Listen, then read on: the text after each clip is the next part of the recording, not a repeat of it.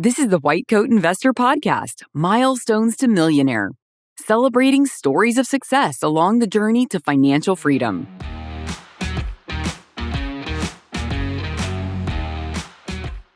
This is Milestone to Millionaire Podcast number 121, A Couple Writes a Financial Plan.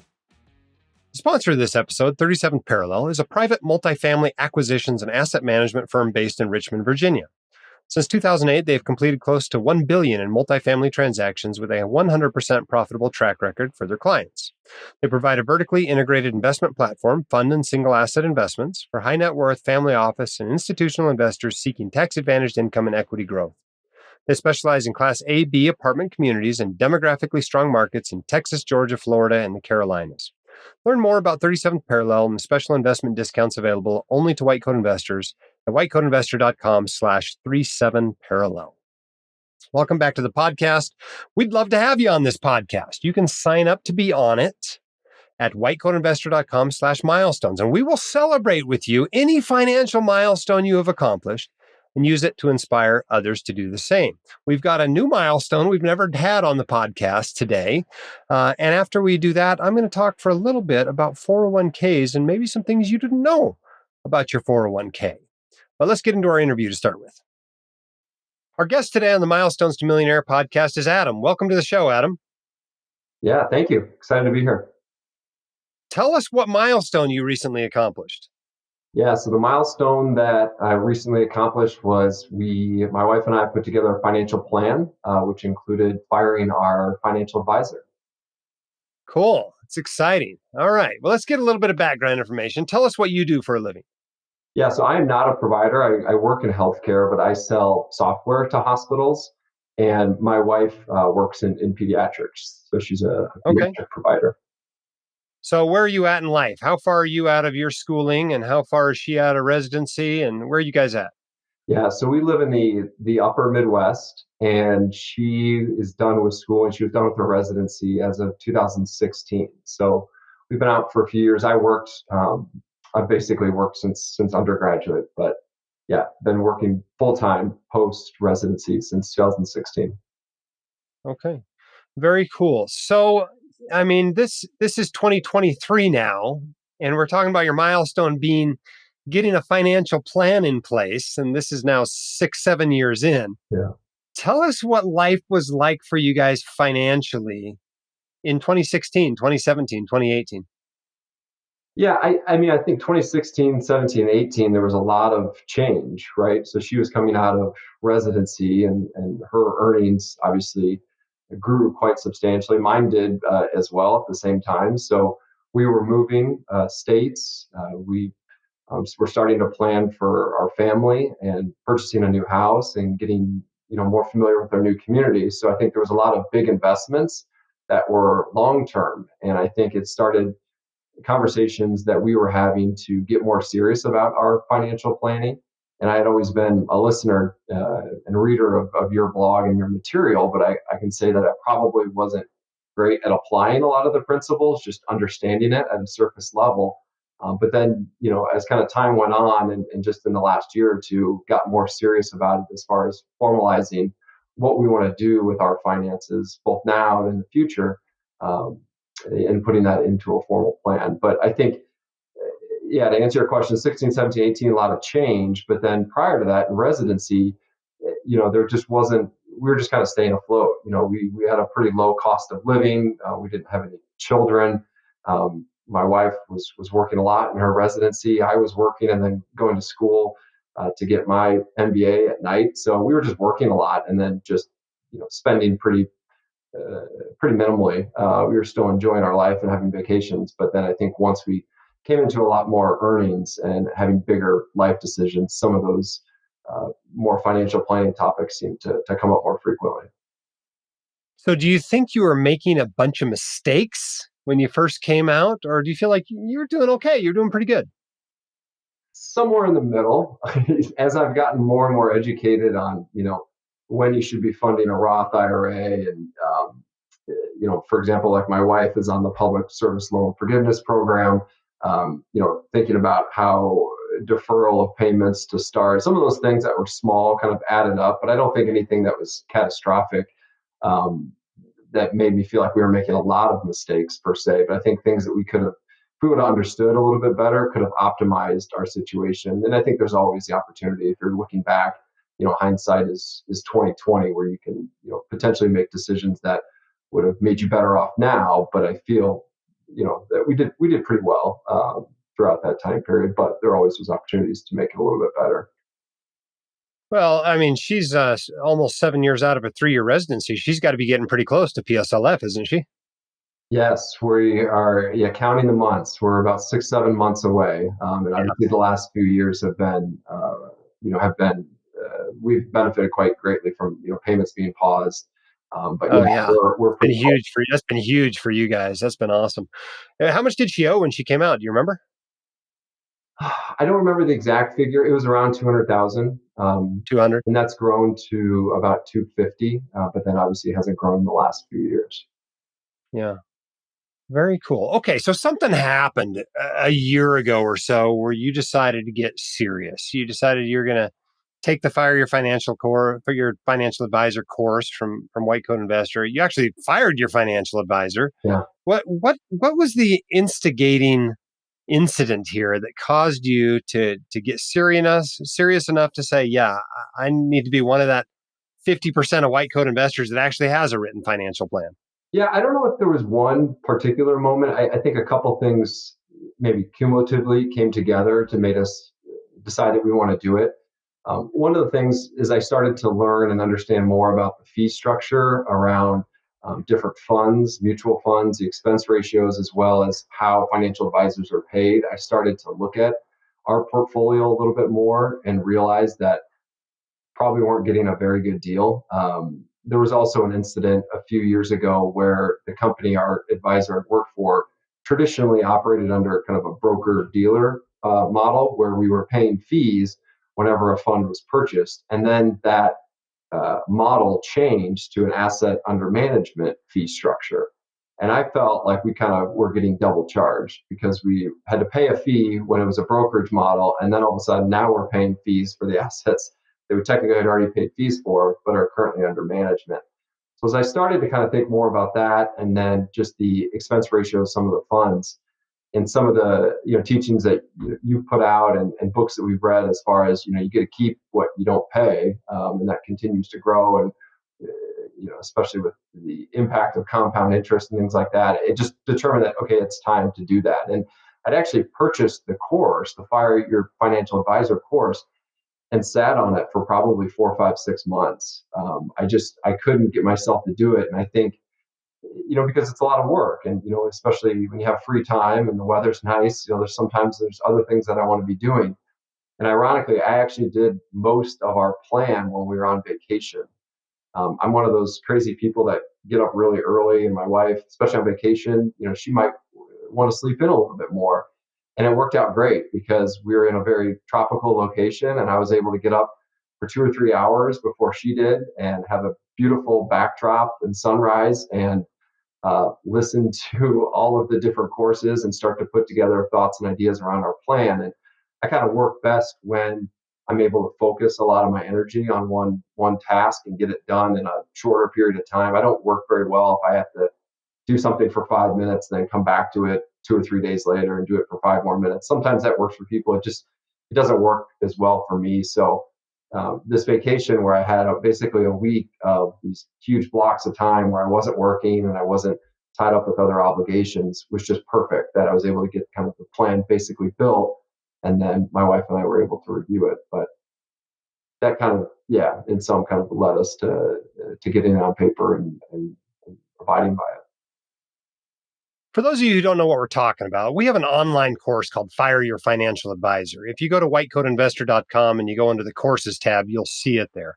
We actually have two versions of it. One, it doesn't come with CME, but it's a little bit cheaper. That's the Fire Your Financial Advisor course. And then there's another version that includes 8 hours of wellness material that qualifies for CME. So you can use your CME funds or you can buy it as a business expense. It's called Financial Wellness and Burnout Prevention for Medical Professionals. Also includes the entire Fire Your Financial Advisor course. But okay, so it sounds like kind of you did this in the morning. And then at a certain point, you had to incorporate your wife into this plan. Tell us about those conversations and how they went. Yeah, so I think that's really important, and I'm definitely the one who manages the finances of our family. We just kind of divvy up responsibilities, and it's something that I enjoy and have gravitated towards. But looking back on it, I probably wish I would have involved her earlier on in the process. She was obviously aware of what I was doing, but actually showing her the plan and some of the things I put in there came at the very end. And I feel pretty comfortable saying that I'm sure at times she kind of felt like it was my plan that I was presenting to her, when I wish maybe looking back on it, we would have been able to work on it a little bit more together. But I do think it's just critically important to get kind of that spouse buy-in to your financial plan, because not only was she able to review it and provide her feedback, but there was a lot of comments that she made that made us revise the plan. I think I'm more of a I probably gravitate more towards a saver, and maybe she's a little bit more of a spender. And I think we were able to find a nice balance between the middle. Some things that she really prioritizes as far as how she wants to use, our money, and it's good, I think, to get another person's perspective on a plan, especially when it's impacting both people in the family. So yeah, definitely, it was a good exercise to go through with her, and then now we review it on an annual basis. And I think it also provides her a better understanding of what our money is doing and where it's at. By me managing our finances, I always worry someday that if I'm not around, would she know where that is and what our kind of plan, our strategies are? Now, knowing that we have a plan in place and she understands why decisions were made, I feel much more comfortable if something, knock on wood, it was ever to happen to us or one of us. Yeah, tell. At some point, you decided that you were going to fire the financial advisor. Was that before or after taking the course? After I knew I was going to do it during, as I was going through the course. Like, that was one of my goals of doing the course, was to have a plan, but then to be able to manage all of mainly our retirement assets, and all of our assets on our own. And I will say I was surprised and shocked on how little pushback the advisor provided. Maybe we weren't that important of a customer, but we had been with this advisor for, basically since I got out of college, and had managed a good six-figure amount of our money. So maybe he had bigger clients, but I didn't even receive a phone call.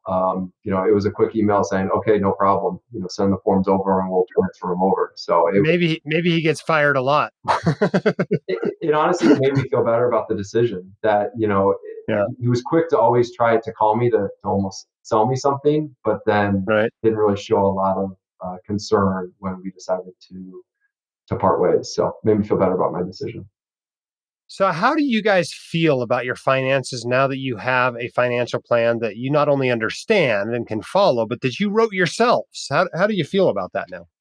Oh, it feels great. I think, although the initial steps of writing a plan, I understand, can be kind of daunting, I think the benefits of getting a plan in place and the security it provides and the peace of mind it provides, it's unmatched. I think, again, it takes some time on the front end, but I feel like we've saved a lot of time in the last year or two since we've had the plan in place. By when we have major financial decisions that come around, the answers are already there. Can we afford this? Are we saving enough?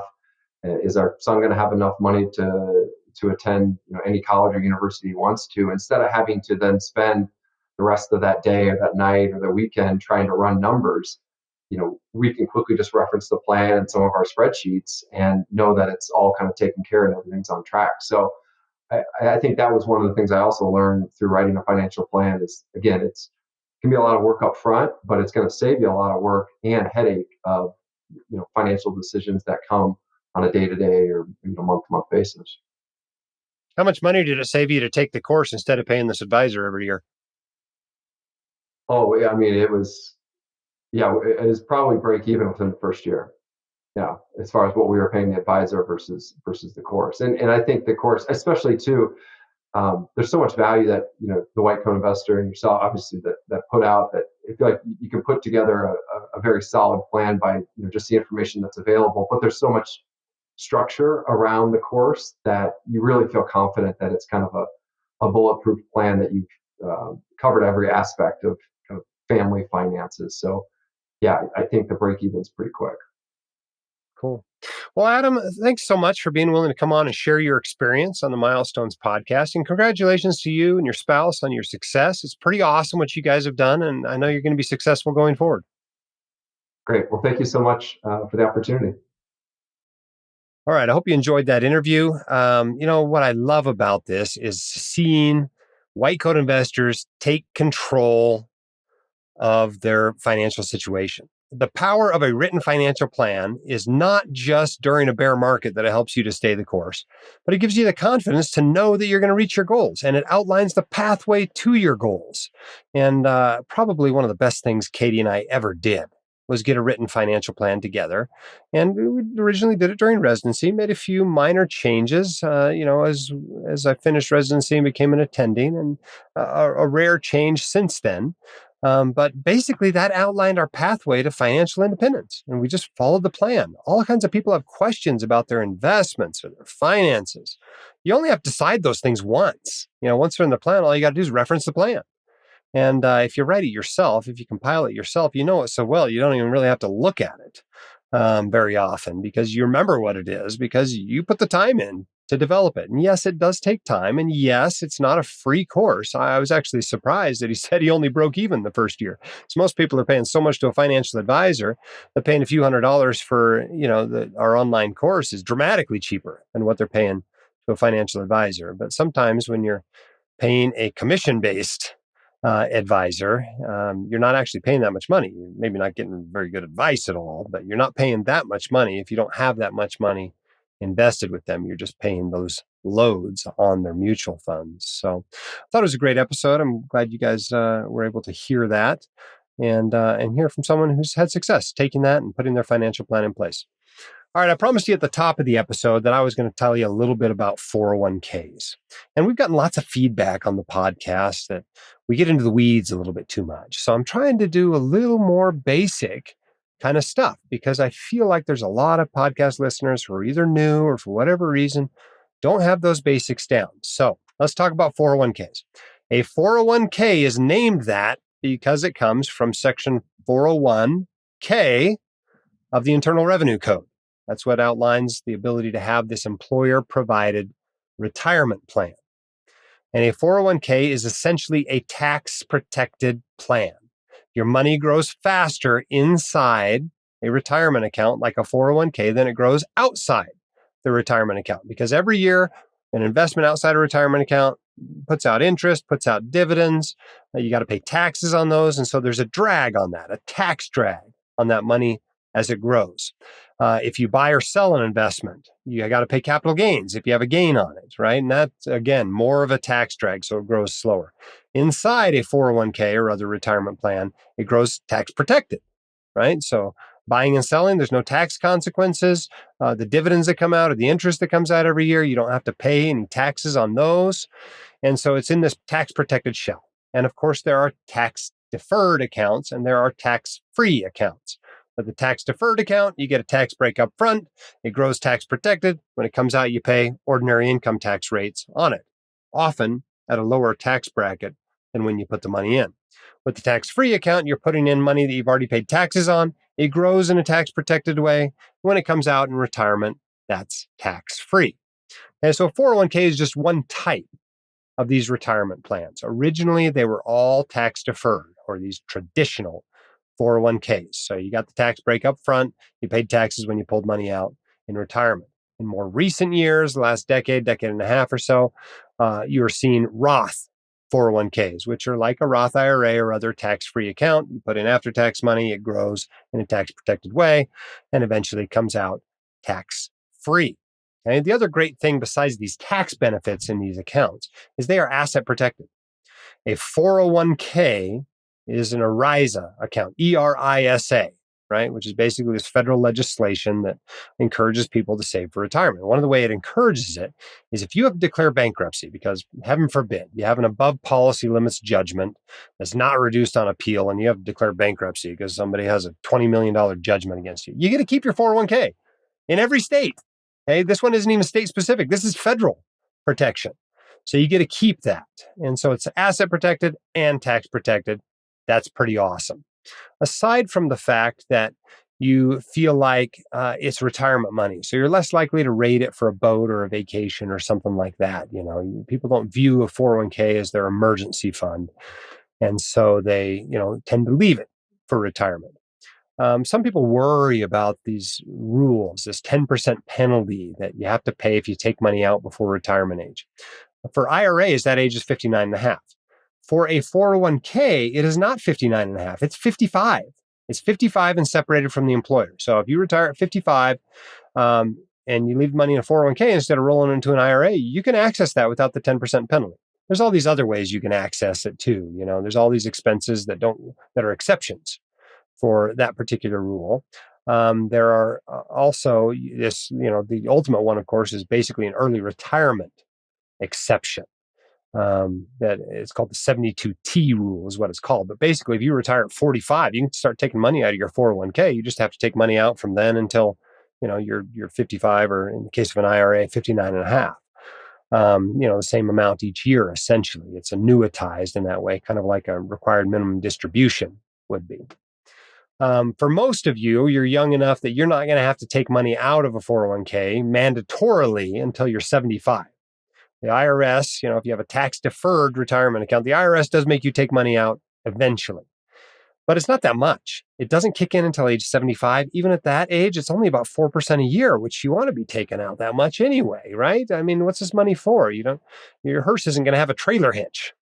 So you might as well be taking out that much. So no big deal about the RMDs. Don't worry about that. Use the 401k. Try to max it out.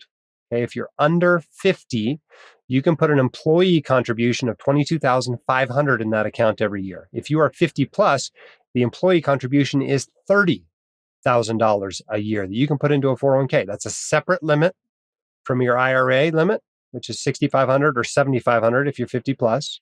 It's a separate limit from your 457B limit if you have one of those. Okay.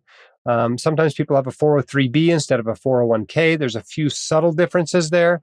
But for the most part, it's the same thing. Again, $22,500 in 2023 or $30,000 you can put in there as an employee contribution. In addition to employee contributions, the employer can put money in there.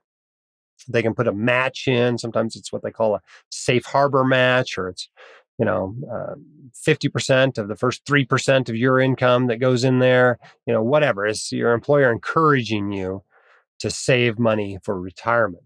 But not getting your match is like leaving part of your salary on the table. So don't do that. Always get your match. That should be like your biggest priority in your finances, is to get your 401k match if there's one offered. And the total contribution you can put into a 401k, if you are under 50, total contribution for 2023 is $66,000. And that's composed of your employee contributions as well as any employer contributions. So a lot of us that are in partnerships or whatever, we can make our own employer contributions, these profit sharing contributions.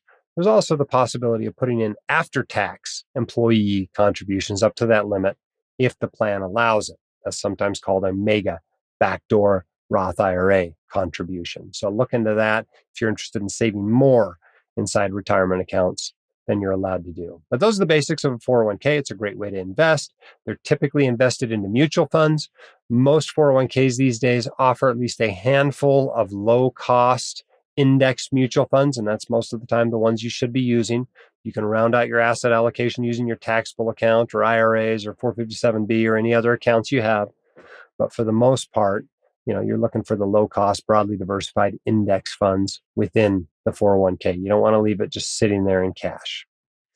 All right, enough about 401ks. I hope that's helpful to you. If you didn't know all the ins and outs of 401k, hopefully you're more well-versed in that now. Don't forget about our sponsor of this episode. This is 37th Parallel. They're a private multifamily acquisitions and asset management firm based in Richmond, Virginia. And since 2008, they've completed close to $1 billion in multifamily transactions with a 100% profitable track record for clients. They provide a vertically integrated investment platform, both fund and single asset investments, for high net worth family office and institutional investors seeking tax-advantaged income and equity growth. They specialize in Class A, B apartment communities in demographically strong markets in the South mostly, Texas, Georgia, Florida, and the Carolinas. You can learn more about 37th Parallel and the special investment discounts available only to white coat investors at whitecoatinvestor.com/37parallel. Thanks for listening to the MtoM Podcast. We're really grateful for your feedback. This is about you. We want to produce the content that is most helpful and most valuable to you. So your feedback is very, very important. And we do appreciate those who give it to us in whatever format. Obviously, bad feedback we want privately. Good feedback, give us a review, right? That'd be great. But until we see you next time, keep your head up, shoulders back. You've got this. We're here to help you. See you next time on the Milestones to Millionaire podcast. The hosts of The White Coat Investor are not licensed accountants, attorneys, or financial advisors. This podcast is for your entertainment and information only. It should not be considered professional or personalized financial advice. You should consult the appropriate professional for specific advice relating to your situation.